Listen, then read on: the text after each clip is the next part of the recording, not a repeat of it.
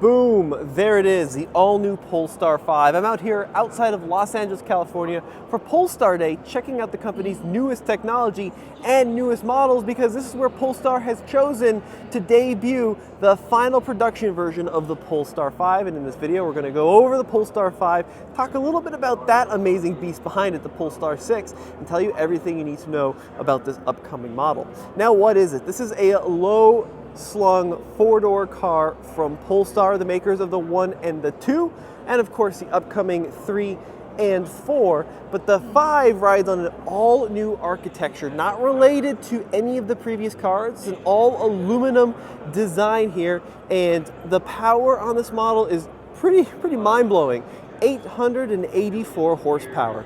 Now, that's a dual motor setup with a 103 kilowatt hour battery, and that power number is still lower than, for example, a Model S Plaid or the Lucid Air, for example, the Sapphire model with over 1,000 horsepower, but it should still rock this car from 0 to 60 in a, well, pretty mind-boggling time. Now, this car we're looking at today is the first time we've seen it without the camouflage. So Polestar ran the engineering prototypes up the Goodwood Hill climb a few months ago in the UK. We've seen some of the mules running around, but this is the first time we've seen it in the flesh, so to speak, and it is a gorgeous car. So let's talk about this design a little bit. First of all, it appears to have kind of a combination of a trunk and a hatch. So it looks like the hinge is right about there and that rear portion opens. And one of the interesting things you might notice, which is going to make it into production, there is no rear window.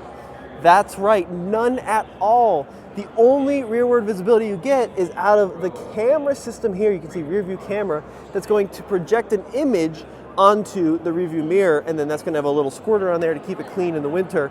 Now, this is a design they're also using on the Polestar 4 over there. You can see same kind of idea, no rear window, and they say they do it to increase headroom.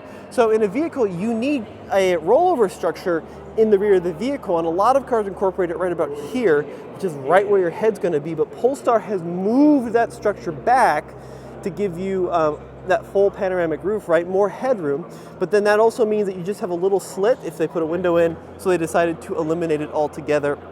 It's coming on the 4, it's coming on the 5, and I'd love to hear your opinion. What do you think of that idea? Now, as we make our way to the front of the vehicle, some notable things that we should talk about. This design does have a lot of similarities to other Polestar cars, including this new dual headlight design. We've got the running light. I really like these little pods, little delicate pods there. And then the lower main beams there, we do have some venting. And then a very vertical nose, where they've integrated the Smart Zone sensor cluster for the driver assistance into the front end. And you can even see here these little squiggles. They want to showcase some of their heating elements too, to keep the radar sensors nice and clean. Very, very nice, very flat hood.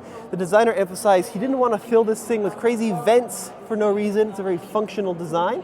As we make our way down to the side here, you can really see that coupe-like profile. It's not a traditional 3-box design. It's got much more swoopy lines. And then the wheel size, pretty impressive. This is rolling on a set of Michelin Pilot Sport 4S tires. And the size is 255/40 ZR21s in the front. And then out back, we have a set of 295/35 ZR21s. So wider, staggered tire size. You can also see the yellow brake calipers poking out through the front there. This has got a new motor design, 884 horsepower, with more emphasis on the rear motor than the front motor. So it should give it a nice rear handling bias. Very sleek design down the side with these fold down door handles to give it that nice, comfortable and elegant profile.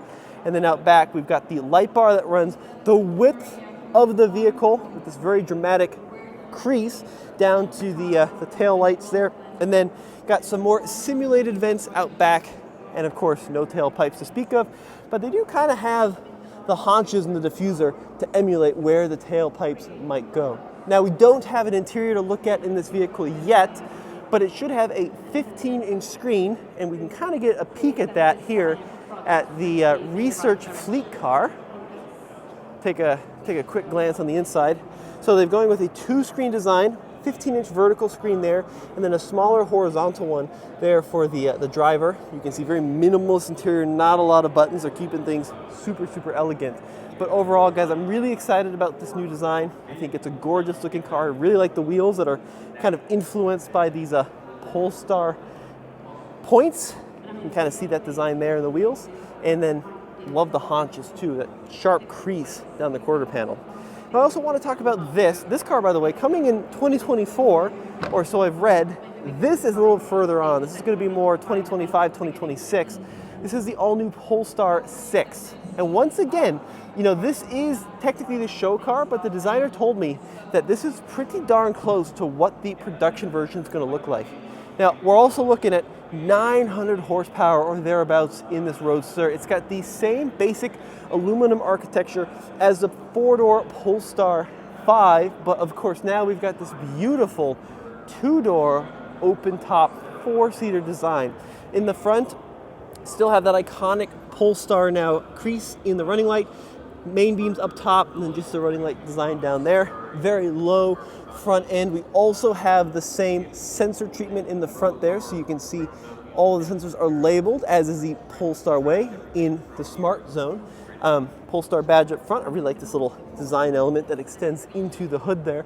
Camera mirrors probably are not coming to the US because of regulation. Don't allow it. If you're wondering what about the lack of a rear window, that is allowed. A lot of vans don't have rear windows in the state, so that's the story with that guy there. But as we take a look at the inside here, very minimalist Scandinavian looking design. Very flat bottom and top steering wheel with that little instrument cluster, that same 15-inch screen or thereabout that we see in the middle, and the continuous vent across the center there. Volume knob in the middle. This is still an early prototype with some plastic seat snip, but I imagine we're going to have renewable seats. And then this cool kind of cotton, I don't want to call it cotton, but like a renewable material on the seat backs and along the sides that was pioneered by a recent Polestar concept, which is going to make it into production. A high belt line here. And then it's got a power folding soft top, which I believe is going to fold out of the back and then cover this gap here. Pillarless design as well, with kind of upswung rear portion. Out back, a similar motif to what we've seen in the Polestar 5 up there. So width of the car, got the light bar, then the vertical streaks for the taillights, and then just like the hood, we've got that black bar that makes its way down the center of the car. I mean, this is a gorgeous design. And quite honestly, folks, we don't have a lot of two-seat currently we have no two-seat Roadster or four-seat Roadster EVs on the market at all, but that's exactly what this car promises to be. Not a lot of room in the back seat. I mean, check this out.